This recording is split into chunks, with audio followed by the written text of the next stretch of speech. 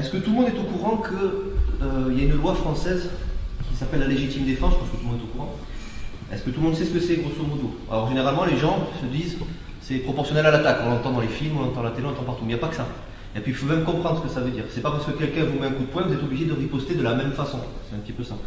Donc en gros, la légitime défense, l'agression doit être réelle, actuelle et injuste. D'accord? Ça c'est au niveau de l'agression. Réelle, eh ben, elle doit se passer... En fait la menace ne suffit pas. Si quelqu'un vous insulte, vous n'êtes pas... Et si vous ripostez, vous n'êtes pas vis-à-vis de la loi, je parle. Hein. Après, il y a tout ce qui est côté self-défense ou survie, où là on fait ce qu'on a à faire.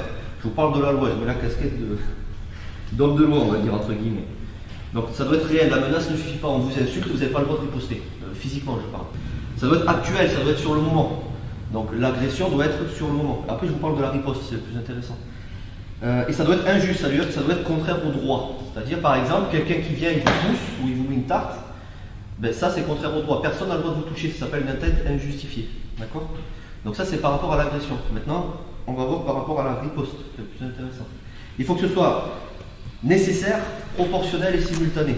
Donc ça c'est la légitime défense. Donc nécessaire, ça veut dire, vous n'avez pas la possibilité de prendre la fuite. Je fais toujours l'exemple, viens, s'il vous plaît. Je suis embêté par cet homme à l'allure louche.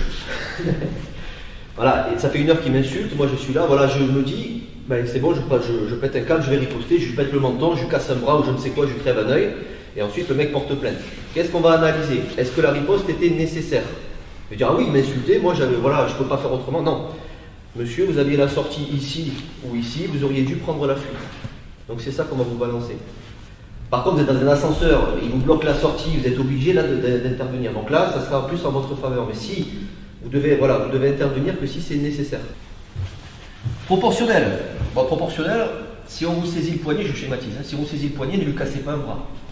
Il faut que ce soit à peu près proportionnel. Ça ne veut pas dire, il y en a qui pensent qu'il faut, si c'est une gifle, il faut que je mette une gifle. C'est pas ça. Il faut que ce soit le même dégât, entre guillemets, la même atteinte que lui vous porte, ben vous devez renvoyer à peu près la même chose. Est-ce que je suis français? Ouais. Et simultané, ça c'est important. Regarde, bonne tête d'agresseur, hein, simultané, ça veut dire quoi? Ça veut dire, attention, c'est la loi. Hein. Après, on peut en critiquer, on peut en discuter. Hein. Il me met un crochet, par exemple, voilà, je me défends et en même temps je tape. C'est un exemple. Hein.